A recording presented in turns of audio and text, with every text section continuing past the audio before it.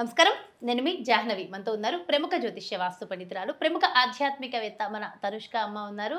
అయితే అందరం కూడా విపరీతమైన కష్టాలు, బాధలతో ఉన్న ప్రతి ఒక్కళ్ళు వాళ్ళ కష్టాల్ని మనకి పరిహారం కావాలని చెప్పి కమెంట్స్ రూపంలో, మెసేజ్ల రూపంలో పెట్టడం జరిగింది. మరి ఎక్కువ మంది సఫర్ అవుతున్న ఈ సమస్యకు సంబంధించి పరిహార మార్గాన్ని అమ్మ మాటలు అడిగి తెలుసుకుందామా? నమస్తే అమ్మ.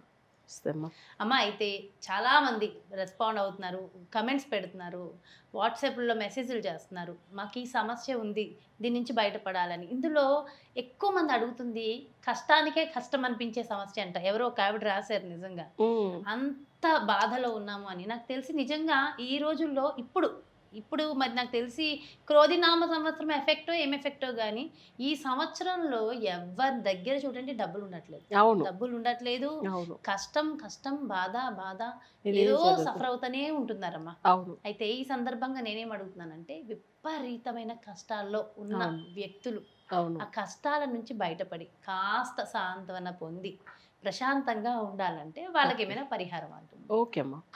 ఇప్పుడు ఎవరికైనా కానీ ఐశ్వర్యం అనేది చాలా ఇంపార్టెంట్. డబ్బులు లేకపోతే ఇప్పుడు ఈ లోకంలో లేదన్నమాట. అది నిజం. అంటే తమిళ్లో కూడా చెప్తారు, పొరులు ఇల్లార్కి ఇవ్వులకి ఇల్లై అట్లా అంటారు. అంటే డబ్బులు లేకుండా వాళ్ళకి ఈ లోకంలో వాల్యూ లేదు. అంతే. అరులు ఇల్లార్కి అంటే అరులు అంటే దేవుడు బ్లెస్సింగ్స్ లేకపోతే దేవుడి లోకంలో మనిషికి విలువ లేవు అక్కడ. అది రెండు విషయాలు. అట్లా డబ్బులు ఉంటేనే ఇప్పుడు ప్రజెంట్ ఉన్న ఈ కలియుగంలో ఇక్కడ జనులకు వాల్యూ ఉంటుంది. బట్ అది ఎందుకంటే ఆ మాట చూడండి, సామెత వాళ్ళు తమిళ్లో ఎంత పర్ఫెక్ట్గా చెప్పారు. కానీ ఇక్కడ మనం చూడాల్సిన విషయం ఏంటంటే, ఒకరు పూజ చేసుకుంటారు కానీ ఎన్నో రోజుల్లో చేస్తున్నాం డబ్బులు రాలేదు, ఎందుకు ఇంత బాధలో ఉన్నామని. అసలు ఏం పూజ చేసినా ఫలితం అందట్లేదు. కానీ మనకు తెలిసినది అందరికంటే అసలు చాలా ఇంపార్టెంట్, మనం ఎప్పుడు కానీ లక్ష్మీదేవికి దా ఇంపార్టెంట్ ఇస్తాం కదా. అమ్మవారు అస్సలు అష్టలక్ష్మి. ఇంకొకటి ఏంటంటే, ఏదన్నా మనం బాధపడి ఏడిస్తే అమ్మవారే తొందరగా రియాక్ట్ అవుతుంది. స్వామి వారికి వెళ్ళి చెప్తుంది ఫస్ట్, ఆమెకి వాళ్ళకి ఎందుకు ఇంత బాధలు పెడుతున్నాను పిలిస్తే అసలు అమ్మని పలికితే చాలు అంతే. అయితే కానీ ఆ అమ్మవారికి మన పూజలు ఎలా చేసుకోవచ్చు? బ్రహ్మ ముహూర్తంలో చేసే పూజలు ఇంకా ఫలితం ఉంటుంది.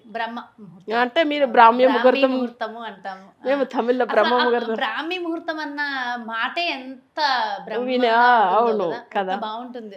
అసలు ఏమైతుందంటే దేవతామూర్తులు కూడా మనకు ఆ టైమింగ్స్ వచ్చి వాళ్ళు అసలు అన్ని దేవుళ్ళు చాలా సైలెంట్ గా ఉండి మనం ఏం అడిగినా కోరికిన వరాలు ఇస్తారు ఆ టైమింగ్ లో.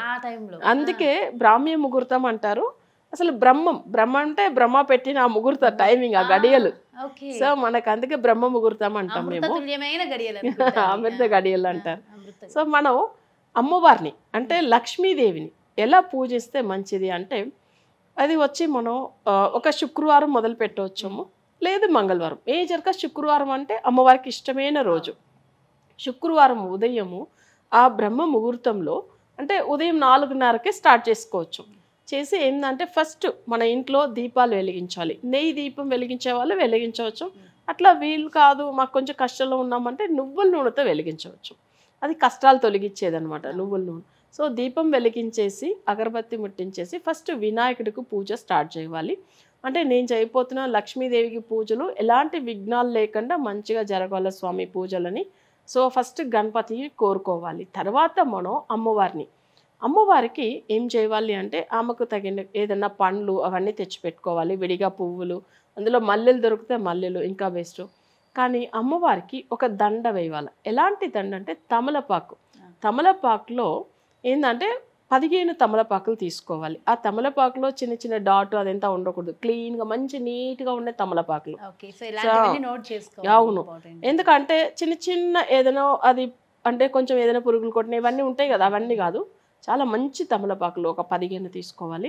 అది ఒక్కసారి వాటర్లో వేసి వాష్ చేసి మంచి క్లాత్తో దాన్ని తుడిచేసి చిన్న చిన్న పీసులు, అంటే పచ్చకర్పూరం అంటారు. పచ్చకర్పూరం మీకు ఐడియా ఉంది కదా. సో పచ్చకర్పూరం అంటారు. అది 15 పీసులు, చిన్న చిన్న పీసులు తీసుకోండి.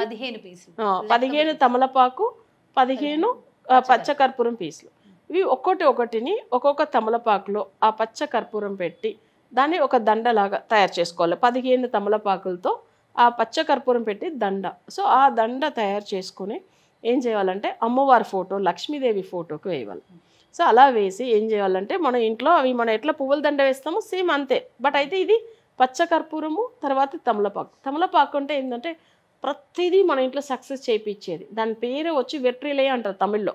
వెట్రి అంటే సక్సెస్, ఇలయ అంటే ఆకు. మనకు ప్రతిదీ విజయం చేయించే అంటే మనకి ఏం కావాలనుకుంటే చేసిస్తుంది అనమాట. సో అందుకే అమ్మవారికి కూడా ఇష్టం, సీతాదేవి కూడా ఇష్టం, లక్ష్మీదేవే కదా ఆమె, సో ఆమెకి ఇష్టం. సో ఈ కర్పూరం ఉంది చూడండి, అది లక్ష్మీ కటాక్షం ఇస్తూ ఉంటుంది, అక్కడ ఉన్న ఇంట్లో పాజిటివ్ వైబ్రేషన్ ఇస్తూ ఉంటుంది మనకు.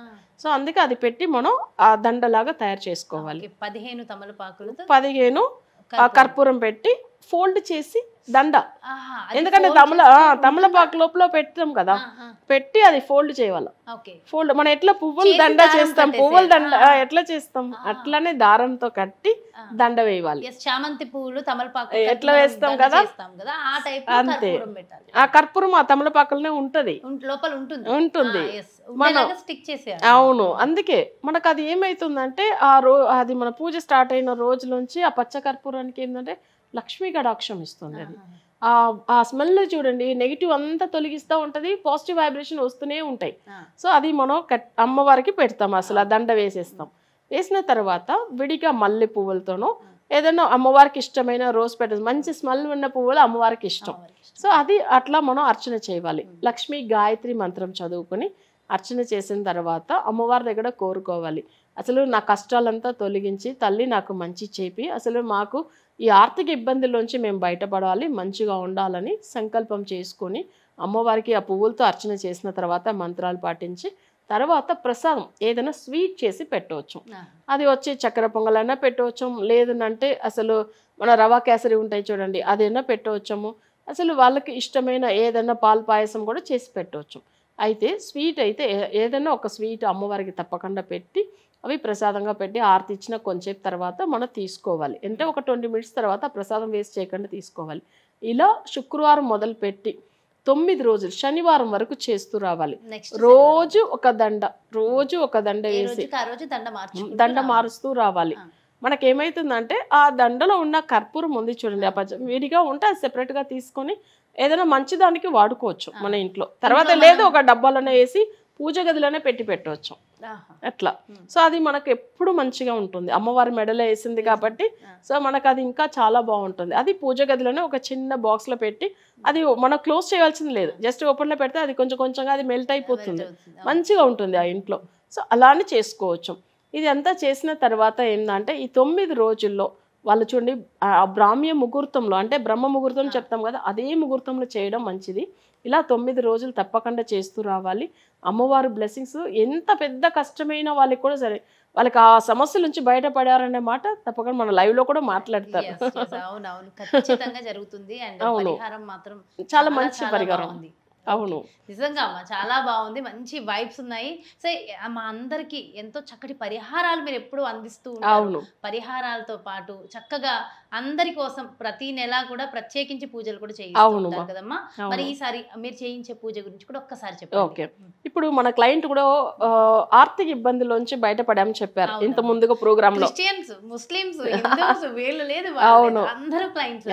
ఎంత ఆనందమో అది విన్న వాళ్ళందరికీ అర్థమవుతుంది. అవును, ఒక జ్యువెలరీ షాప్ పెట్టుకున్నారు, చాలా అప్పులు అయిపోయారు. బట్ వాళ్ళు చూడండి ధన వశీకరణ పూజలు మేము చేసాము, మాకు అన్ని అప్పులు అన్ని క్లియర్ అయిపోయినాయి, అసలు నమ్మలేదు పూజ స్టార్ట్ చేసినప్పుడు కూడా అన్నారు కదా. సో అలానే మనం చేపించే రెమెడీ ఎట్లానంటే ధన వశీకరణం అనేది ఉంటుంది. అది వాళ్ళు చేసిన వాళ్ళకే అర్థమవుతుంది, అంత మంచి ఫలితం ఉంటుంది మా. అది బాగా చేసుకొని వాళ్ళకి అసలు ఎంత పెద్ద అప్పులు ఉన్నా అది క్లియర్ అయిపోతుంది, అది నేను గ్యారంటీ ఇవ్వగలుగుతాను. సూపర్. సో ఈ సందర్భంగా నిజంగా మనం కష్టాల నుంచి బయటపడి ధనాన్ని మన వశం చేసుకోవాలి. మనం ధనాన్ని ఆకర్షించడం కదా, ధనమే డబ్బే మనల్ని ఆకర్షించేటటువంటి అద్భుతమైన పరిహారాలు పర్సనల్ గా కూడా చేస్తూ ఉంటారమ్మా. సో డెఫినెట్ గా చాలా చాలా మంచి ఇన్ఫర్మేషన్ ఇచ్చారు. అండ్ మా అందరి కోసం మంచి మంచి ప్రత్యేకమైన పూజలు నిర్వహిస్తూ ఉంటారమ్మా. Thank you so much. నమస్కారం అమ్మా. నమస్కారం. ఎస్, మరి ఈ పూజలకి ఖచ్చితంగా మీ గోత్రనామాలు అయితే కావాలి. ఎలాంటి వివరాలు మీకు కావాలన్నా క్రింద డిస్ప్లే అవుతున్నటువంటి నెంబర్స్కి కాల్ చేసి తనుష్క అమ్మని మీరు సంప్రదిస్తే మీకు పూర్తి వివరాలు తెలుస్తాయి. మరి జీవితంలో ప్రతి ఒక్కరు బాగుండాలి, కష్టం నుంచి బయటపడాలంటే ఈ పరిహారాన్ని చేసుకుంటూనే పర్సనల్గా కూడా మీకు తగిన పరిహారం ఖచ్చితంగా ఫాలో అయితే మరింత జీవితం ఆనందంగా ఉంటుంది. మరో ప్రత్యేకమైన కార్యక్రమంతో మళ్ళీ మీ ముందుకు వచ్చేస్తాను. నమస్తే.